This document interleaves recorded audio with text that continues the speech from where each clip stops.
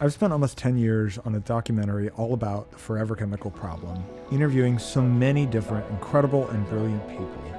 I decided to make this series to include highlights from each of those interviews, giving their stories more life than just a few moments in a film.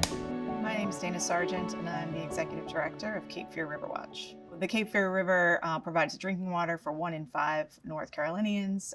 It's a recreational hub. It's a huge part of our economy, our fisheries economy, our recreation economy. It's a tie to our cultural history, and it's just part of a way of life for people here in Wilmington. To answer what is this PFAS problem, it's so complicated, but at the same time, it's just really simple. It's industrial malfeasance and greed that has just created contamination and sickness in humans and animals and waterways and drinking water across the globe. Here in Wilmington, we have upwards of 300 PFAS in our drinking water supply alone. These are chemicals that nobody really knows much about. We don't know what happens once they hit the environment. We don't know what they do how they interact with each other. We don't know what they do inside our bodies. And we're drinking them. We're using them. We're using cookware that is coated in them. We're wearing raincoats that's coated in them. Dental floss, fast food packaging. This stuff is ubiquitous in our environment and in our consumer products. And so everyone is exposed. And, this has been going on for about 50 years. Environmental action sort of requires first education, right? Like, people have to understand the issue.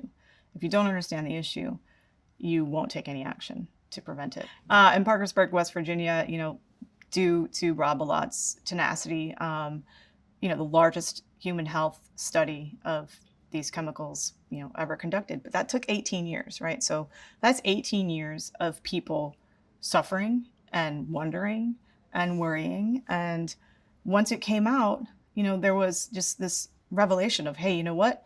This stuff causes cancer. This stuff causes thyroid issues. This stuff may have caused miscarriages. These are things that, like, all of that work, 18 years, more than 18 years of work, got us that far. Millions of dollars got us that far. And then here we are in Wilmington repeating that whole thing again.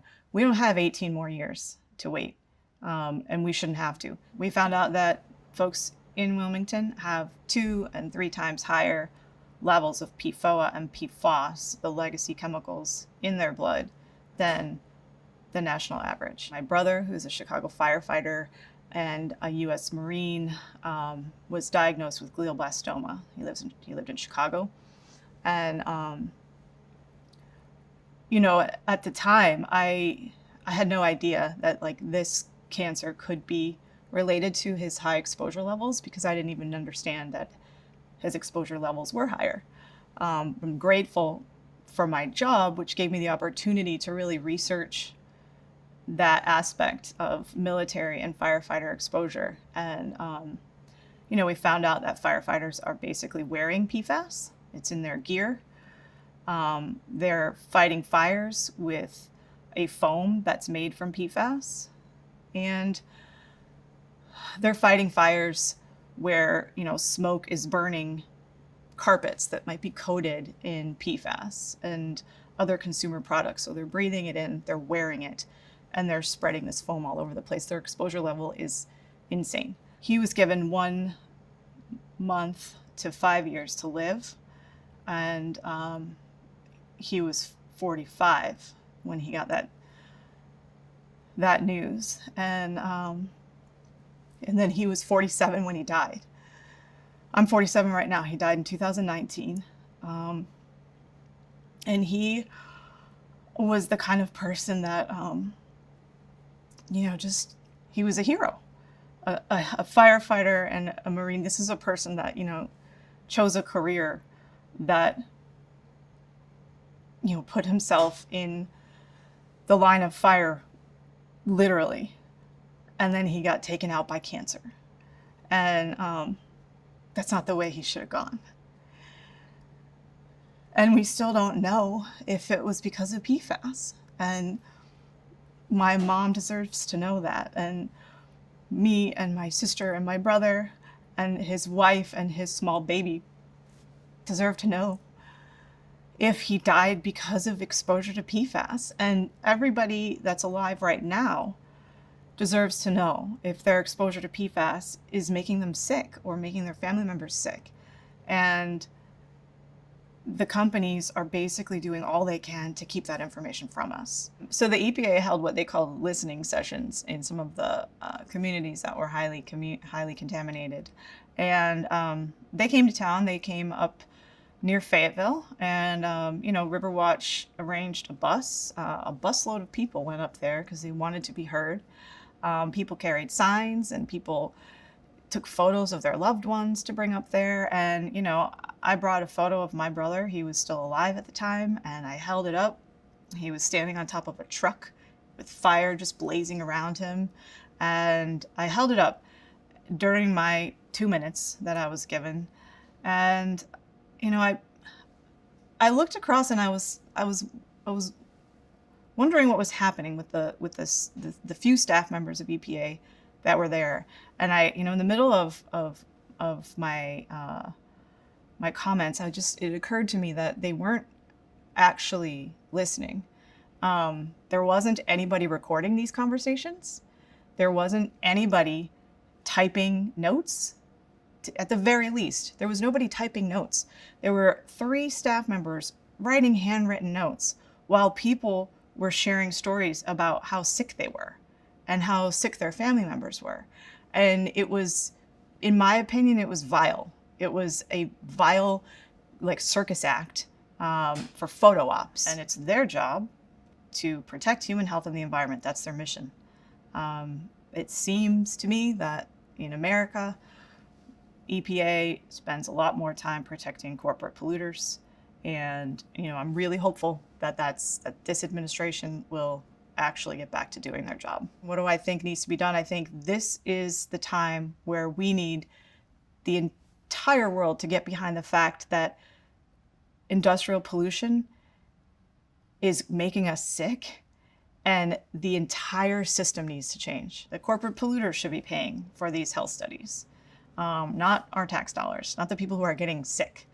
And these scientists, they should be funded fully to figure out what these chemicals are doing. And I think the chemical industry doesn't want us to know, because the more we find out, the more we know that these things shouldn't be in the environment. Chemours is required to keep sampling until they reach a point where they don't find any PFAS.